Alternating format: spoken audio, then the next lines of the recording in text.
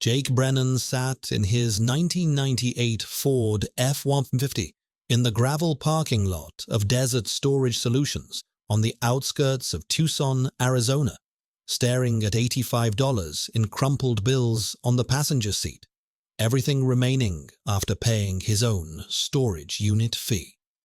At 38 years old, 14 months into homelessness, Jake had learned to measure wealth in terms of days. $85 meant approximately 10 days of gas, food, and the occasional truck stop shower that made him feel briefly human again.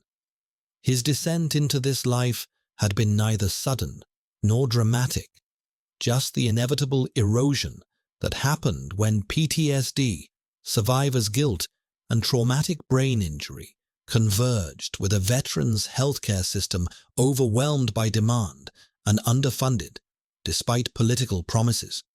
14 months ago, Jake had been a Navy SEAL with 12 years of service and 3 combat deployments. Then came the mission in Afghanistan that changed everything. The helicopter crash had killed 6 teammates when their CH-47 Chinook took enemy fire during exfiltration from a mountain compound. Jake survived because he'd been positioned near the rear ramp, the section that separated during impact and tumbled down a rocky slope, protecting him while the main fuselage exploded. He woke to silence, smoke, and the realization that everyone else was dead. The Navy medically retired him with full honors and disability benefits for PTSD and traumatic brain injury. But the nightmares were relentless. Every night at 03:20 hours, Jake woke to the sound of rotor blades failing and teammates screaming. The VA prescribed medications that made him numb, then referred him to group therapy sessions where sharing trauma with strangers felt like performance rather than healing. Drinking quieted the nightmares temporarily. Missing VA appointments because he couldn't face another clinical discussion of coping strategies became routine. Eventually, he was discharged from a residential PTSD treatment program after violating substance abuse protocols. His disability checks, approximately $1,400 monthly, barely covered a storage unit where he kept his military gear and his late father's belongings, plus gas, food, and the occasional motel when temperatures made sleeping in the truck dangerous. Jake had become one of approximately 32,182 homeless veterans documented in 2024, part of the statistical reality that 48-67% of homeless veterans were diagnosed with mental disorders, about double the rate of their housed counterparts. His only constant companion was Gunnar, a 7-year-old German Shepherd who'd been Jake's canine partner during 3 deployments. Gunnar had taken shrapnel in the same helicopter crash, metal fragments embedded in his rear left leg, creating permanent limp and chronic pain that mirrored Jake's own invisible injuries. When Jake's life collapsed, multiple people suggested he surrender Gunnar to a rescue organization, friends who believed the dog deserved better than living in a truck, VA counselors who thought reducing responsibilities might help Jake focus on recovery, even a well-intentioned police officer who'd found Jake sleeping in a Walmart parking lot and offered to take Gunnar to a no-kill shelter. Jake refused every time. Gunnar stayed, sleeping in the truck bed during temperate weather, or squeezed beside Jake in the cab when temperatures dropped, sharing whatever food Jake could afford, refusing to leave even when Jake had tried one desperate night to walk away, telling Gunnar to stay, and hoping the dog would find someone better. Gunnar had followed, limping 50 yards behind, until Jake gave up and let him back into the truck. German Shepherds were renowned for loyalty and strong bonding with handlers, characteristics that made them exceptional military working dogs, but also meant they experienced psychological distress when separated from partners they'd served with for years. Jake survived through day labor picked up at Home Depot parking lots, odd jobs found through Craigslist, and occasionally attending storage unit auctions where he bid on abandoned units, hoping to find items he could resell for cash. It was a long shot. Most units contained worthless junk that cost more to dispose of than any resale value justified. But it was legal work requiring no background check, no references, no explanations about the gap in his employment history. On a scorching June afternoon, when temperatures hit 107 degrees by noon, Jake attended Desert Storage Solutions' monthly auction with his entire cash reserve of $85. The auction was conducted by Carl Hendricks, a weathered 63-year-old man who'd run the facility for 22 years and knew Jake's situation because Jake stored his own belongings there. Carl had seen dozens of veterans cycle through homelessness over the years, enough that he'd stopped being surprised when men with military discipline and operational training ended up living in vehicles. He treated Jake with quiet dignity, never asking about the circumstances that led here, sometimes forgetting to charge late fees when Jake's disability check was delayed. Unit 247 came up for auction mid-afternoon. Carl opened the roll-up door for the mandatory viewing period that allowed potential bidders to evaluate contents before committing money.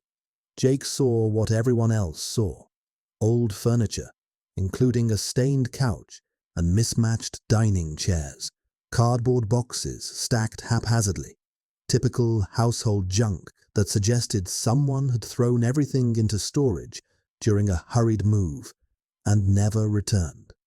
Nothing special, nothing obviously valuable.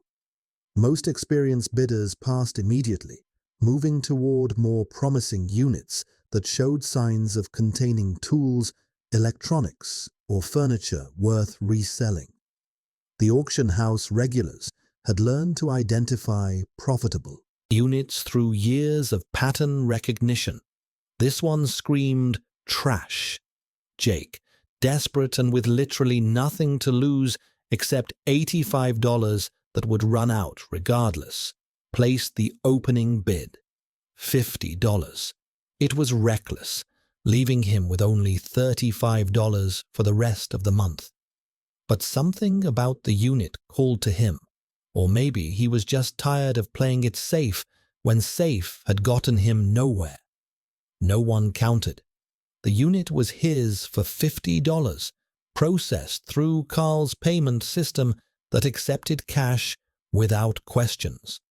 Carl shook his head sadly, knowing Jake had probably bought a unit full of garbage, but processed the sale professionally. Jake had 24 hours to clear everything out, standard auction rules that kept inventory moving. As other bidders moved on to more promising units, Jake opened Unit 247 fully and began the discouraging work of sorting through someone else's abandoned life. The furniture was damaged, worthless. The boxes contained old clothes, expired food, broken electronics, exactly the junk he'd feared. That's when Gunnar, who'd been lying in the truck cab with windows cracked for ventilation, suddenly appeared at Jake's side. With body language Jake recognized immediately from deployment. Alert posture, rigid muscles, focused intensity. The dog began whining in a specific pattern Jake knew from Kandahar, Helmand Province, and 100 compound clearances. Detection alert. Not explosives. Not weapons. Something else that Gunnar's training identified as significant. Gunnar pushed past Jake into the unit with single-minded purpose, navigating through furniture and boxes with focused intensity that ignored his injured leg. He began digging frantically at a sealed cardboard box in the back corner, buried under other boxes and deliberately positioned where casual inspection would miss it. The box was marked Tax Records 1998-2003 in faded handwriting, specifically labeled to be ignored by anyone sorting through contents. Jake followed, confused and increasingly alert. Gunner had attended hundreds of storage unit visits over the past 14 months and never shown interest in contents. The dog was pawing frantically at the box with the same urgent behavior he'd used in Afghanistan when detecting hidden contraband, weapons caches, or enemy combatants concealed in civilian structures. Jake's hands shook as he cut the packing tape and opened the box, expecting old paperwork that would explain Gunner's mysterious interest. Instead, he found it packed tightly with bundled cash, $20 bills rubber-banded in thick stacks, compressed so tightly they'd maintained box shape. His SEAL training overrode the shock immediately. Don't touch more than necessary. Preserve evidence. Document everything. Jake pulled out his phone and photographed the unopened box, then each layer as he carefully removed bundles. His hands shook as he counted with the meticulous precision of someone who'd conducted sensitive site exploitation during deployment. $47,000 in cash, hidden in a box deliberately labeled to be ignored by anyone clearing the unit. Beneath the money, Jake discovered something that transformed this from lucky find to dangerous evidence. A ledger, handwritten in precise accounting notation, documenting payments, names, and dates spanning 15 years. The entries used coded language but followed patterns Jake recognized from intelligence briefings, geographic markers, transaction amounts, delivery schedules, consistent with organized criminal operations. The final entry, dated 8 months ago in increasingly shaky handwriting, read, "They know. If you're reading this, I'm already dead.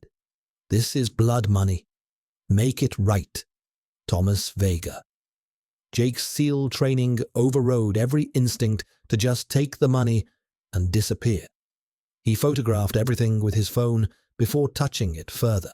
The box position, the ledger pages, the cash bundles with their identifying marks. Documented the unit number with timestamp and GPS coordinates. Then called Carl to witness the discovery, knowing that transparent handling was the only way this ended without him being accused of theft or worse. Carl arrived within 2 minutes, stunned into silence as Jake showed him the contents. "Jesus Christ," Carl muttered, recognizing immediately that this was beyond typical auction discovery. He confirmed that Unit 247 had belonged to Thomas Vega, a 62-year-old man who died 7 months ago, officially from heart attack according to the death certificate. Though Vega's family had disputed the findings and pushed unsuccessfully for autopsy, the unit had gone to auction after no heirs claimed it, and rent went unpaid for 6 months, following standard legal procedures for abandoned property. Carl had no knowledge of the contents. He'd never met Vega personally, just processed the original rental agreement years ago. Jake took the ledger to Tucson Police Department's main station, bringing Carl as witness. But the detective's response was dismissive, bordering on hostile. "We can't open an investigation based on a dead man's notebook and cash that might be legitimate savings," the desk sergeant explained with barely concealed impatience. "You bought the unit legally. The contents are yours. If you're feeling guilty about cash, donate it to charity." But Jake's intelligence training, honed through dozens of sensitive site exploitation missions, recognized what civilian cops didn't or wouldn't see. The ledger used coded language and geographic markers absolutely consistent with organized crime operations. The names listed included recognizable figures: a sitting city councilman named Robert Marsh, two business owners with legitimate commercial operations, and entries describing deliveries and collections across dates that aligned with known drug trafficking patterns in southern Arizona that even homeless Jake had heard about through news reports. Jake contacted the DEA through a VA advocate who helped homeless veterans navigate bureaucratic systems. The advocate, a former Army medic named Patricia Ruiz, who ran a drop-in center for homeless veterans, recognized that Jake's discovery was potentially significant and made direct contact with DEA's Phoenix field office. Special Agent Maria Torres arrived at the VA center within 4 hours, reviewed the ledger with Jake present, and went visibly pale as she read. "We've been investigating a trafficking network operating between Tucson and the Mexican border for 3 years," Torres said quietly. "Thomas Vega was an accountant we suspected of money laundering for cartel distribution cells, but he died before we could flip him or gather sufficient evidence for prosecution. This ledger is the evidence we've been missing. It documents the entire financial structure of their operation." The investigation exploded rapidly. Vega had been the financial manager and record keeper for a sophisticated cartel distribution cell operating in Tucson, with connections extending to Phoenix, Nogales, and across the border. When he realized he was being targeted for elimination, cartel leadership had suspected he might cooperate with federal authorities. Vega compiled the ledger as insurance.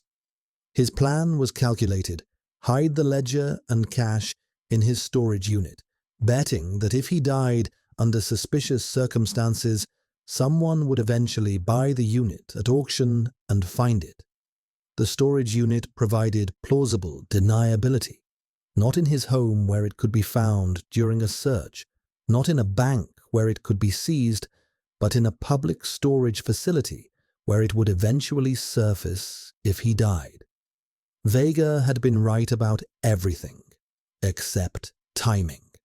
It took 8 months for the unit to go to auction, and the person who found it was a homeless Navy SEAL with a detection dog who never turned off his operational training. But the cartel had been watching. Not the storage unit specifically, but monitoring for any unusual activity related to Vega's known associates, properties, and financial records. When Jake visited Tucson Police Department asking about investigating a ledger found in Thomas Vega's storage unit, someone in the cartel's network flagged it. Tucson PD had been compromised, not the entire department, but enough individuals on the payroll that sensitive inquiries triggered alerts. 2 days after Jake turned the ledger over to the DEA for formal evidence processing, he returned to his truck in the Walmart parking lot where he'd been sleeping to find it ransacked. The cab had been searched thoroughly, glove compartment emptied, seats slashed, dashboard panel pried open. Nothing of value had been taken, because Jake owned nothing of value. But taped to the windshield was a note written in printed block letters: "Give us what you found, or the dog dies first. You have 24 hours. Jake's response wasn't fear. It was the cold operational clarity that had sustained him through 3 combat deployments. His switch flipped from homeless veteran to Navy SEAL operator. He was living in a truck with no address, no family, no leverage they could use.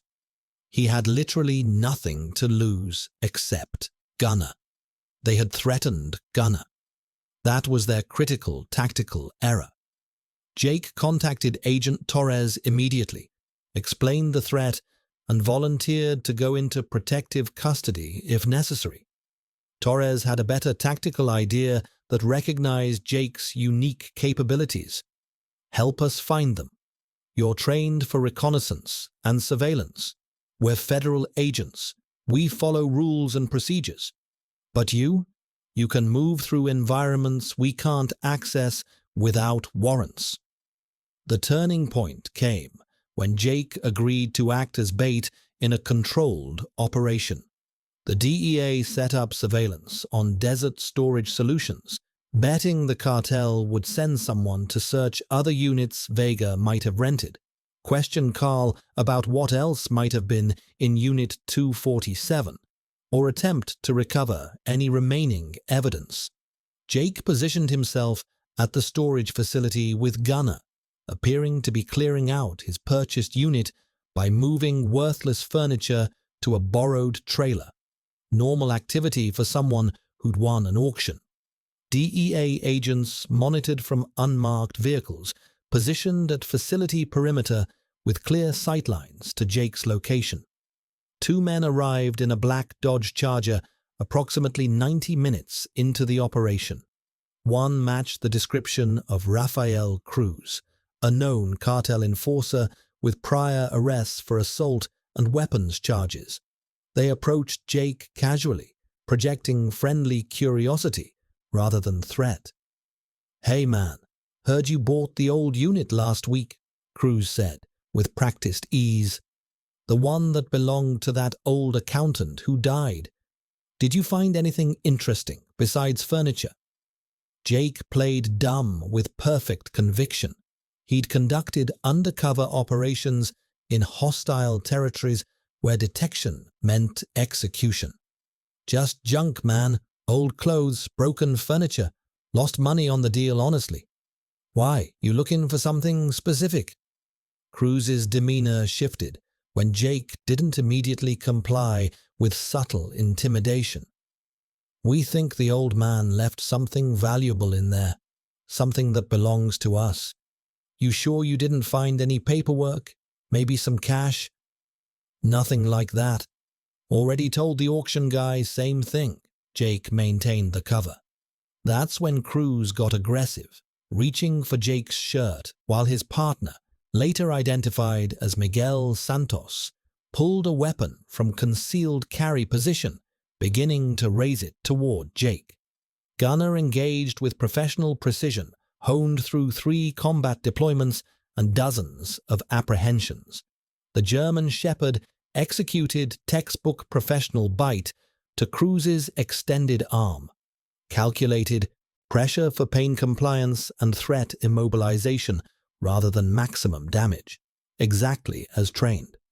Simultaneously, Jake disarmed Santos using muscle memory from thousands of training iterations, deflected the weapon's muzzle offline, trapped the wrist, applied joint lock that forced Santos to release the handgun, then transitioned to control hold that put Santos face down on pavement with Jake's knee on spine. The entire engagement lasted 11 seconds. Cruz was immobilized by Gunner's controlled bite. Santos was restrained by Jake's perfect technique. DEA agents converged from 3 directions with weapons drawn and federal arrest warrants.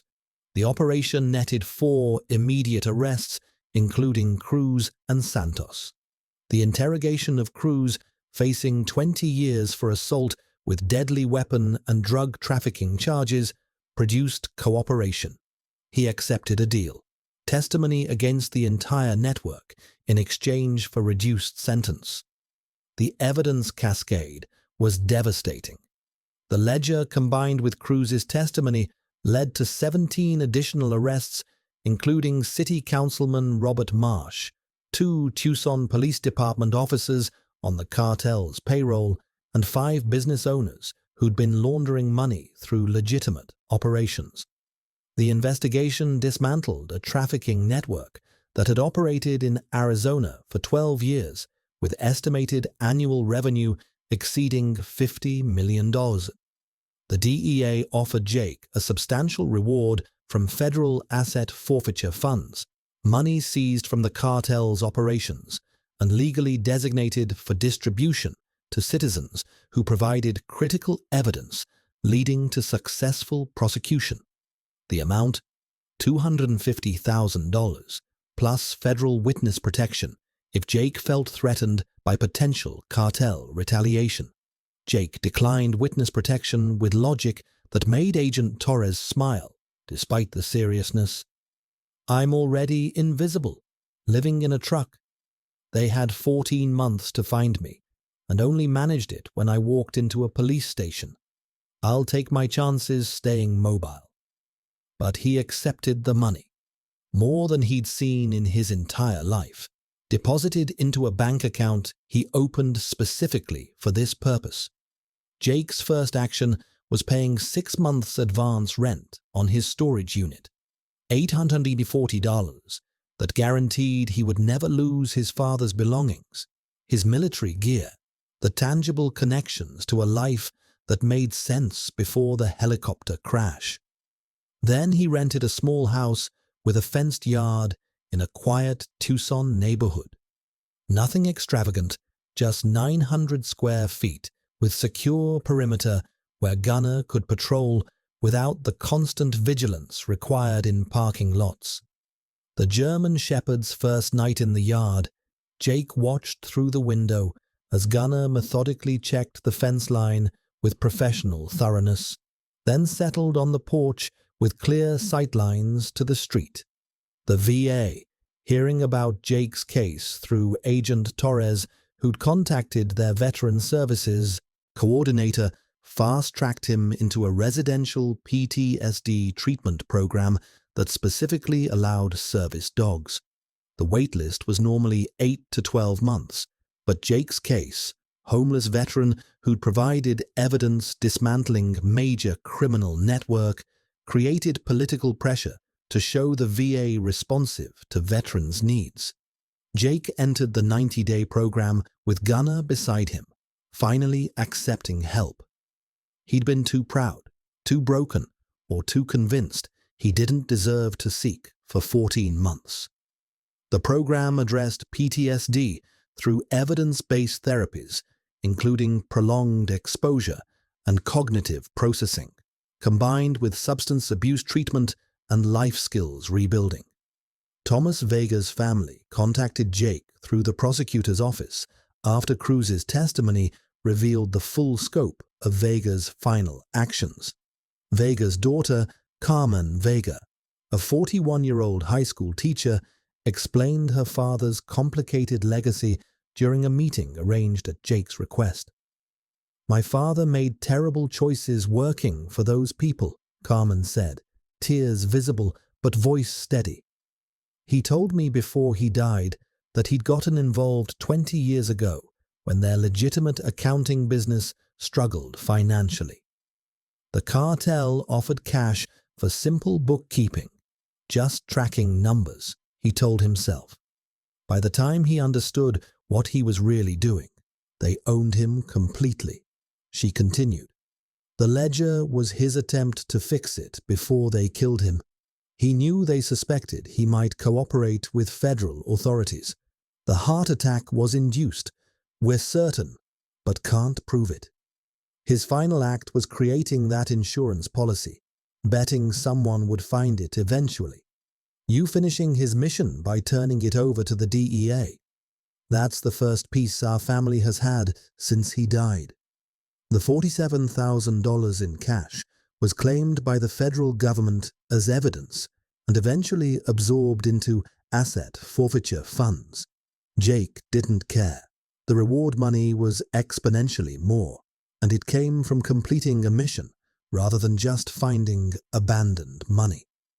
6 months after entering treatment, Jake completed the PTSD program with maintained sobriety documented through regular testing, reconnected with comprehensive VA services including ongoing therapy and properly managed medications, and stabilized his life in ways that seemed impossible when he'd been sleeping in his truck.